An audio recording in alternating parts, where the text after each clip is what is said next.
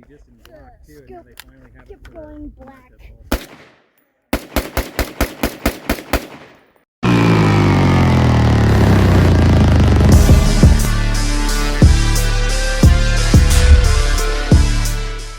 Okay, well, there's the binary safety switch. The first thing I did was take off my brace, and then your takedown pins. You're going to push those out of the way and get the bulk out of the way. One of the main reasons why I took off the brace, and then you're going to get the upper completely out of the way here.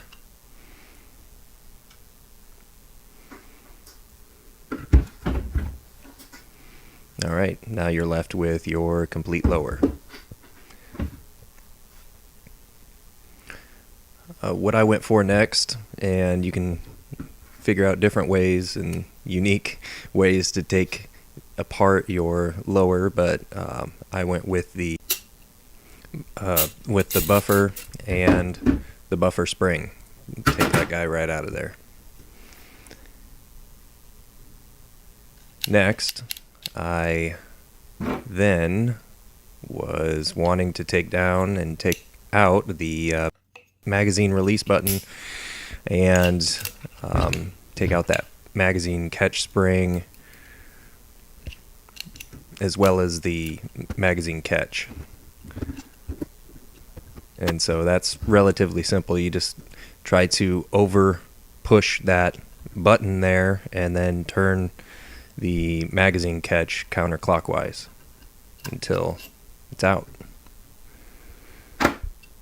And then make sure you're holding that magazine release button so that that catch spring doesn't come flying out of there. Probably won't, but be cautious about that.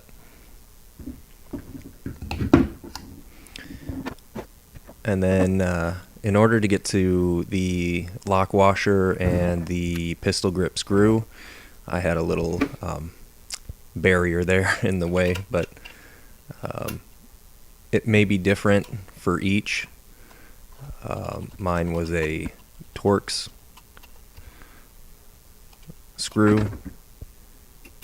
Yours may be different.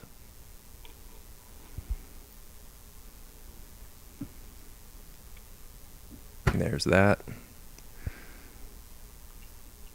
Next, you want to pull off your pistol grip.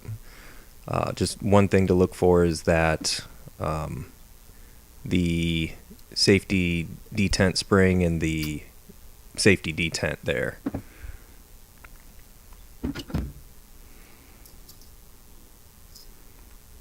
I don't know how many I've lost. They've just fallen out.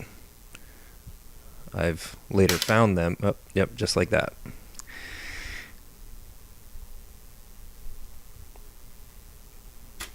Never know with those springs where they're going to go.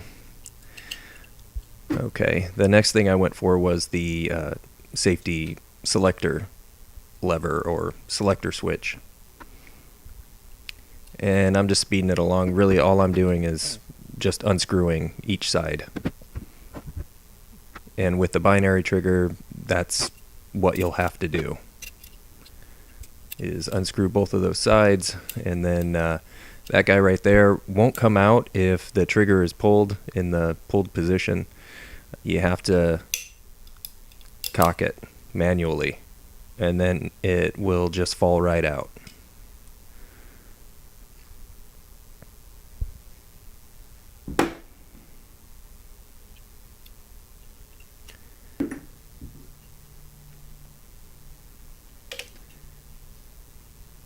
I then went for the hammer, and in order to get to that, I had to take out the hammer trigger pin and trigger pins for the trigger group as well, here coming up. So these pins anti-walk pins. Yours may be different. You may just take a punch and just punch those out of there. Mine, I had to unscrew them and deal with that. They're handy, but I've never had a pin walk out on me. They say to get those for the binary trigger, I can't remember if it came with the binary trigger. I think it did. I think that's why I have them in there.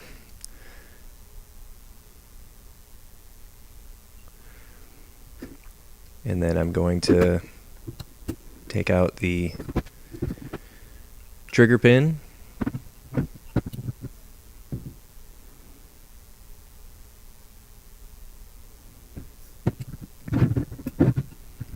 I'm just using a pair of pliers there, just pushed it through.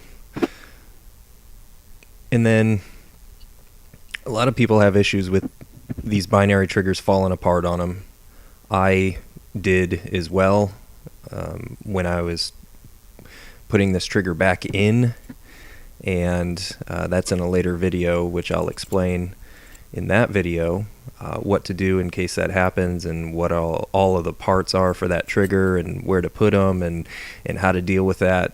But there's a lot of little parts in that trigger.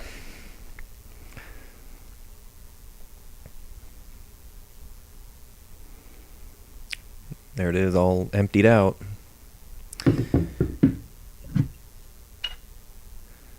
Okay, and then I went for the castle nut, and yeah, I'm just using a big wrench. I don't have a block to set this on, and so I just manned through it and just, you know, used some force there. So taking this castle nut off, and I'm pointing there because there is a takedown pin spring and a takedown pin detent. I've had those fly out as well, especially this one, and so I'm being very careful here not to let that happen again. If you just go slow with it, it probably won't fly out across the room. But there's that.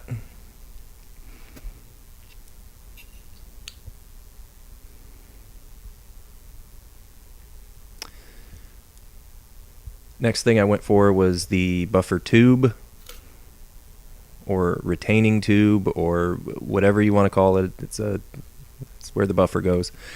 So the tube, taking the tube off, you got to press down the buffer retainer and the buffer retainer spring in order to get to the for that to clear successfully. And almost done. So there's that buffer retainer and buffer retainer spring. Grab those out of there.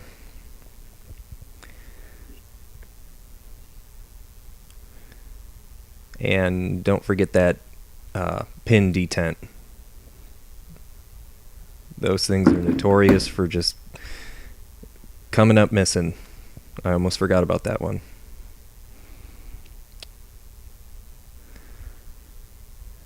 And then I'm going to take the trigger guard and I guess assembly, trigger guard assembly, the trigger guard pivot roll pin as well. I'm going to take both of those off. The one for me was a pin. I just punched it out. This one here I had to unscrew.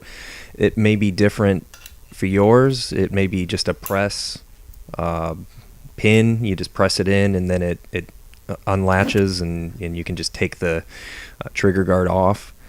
There's many different types. Mine is the screw-in type, so that's what I did there. And there comes the trigger guard. And the final thing I had here was the bolt catch. And the bolt catch roll pin, that was pretty difficult to get out of there. but I didn't scratch up the aluminum, so hey. But just take a punch and get that out of there. And then there will be the bolt catch plunger and the bolt catch spring. So there's the plunger. And the spring is right there. Okay, now you've got a strip lower.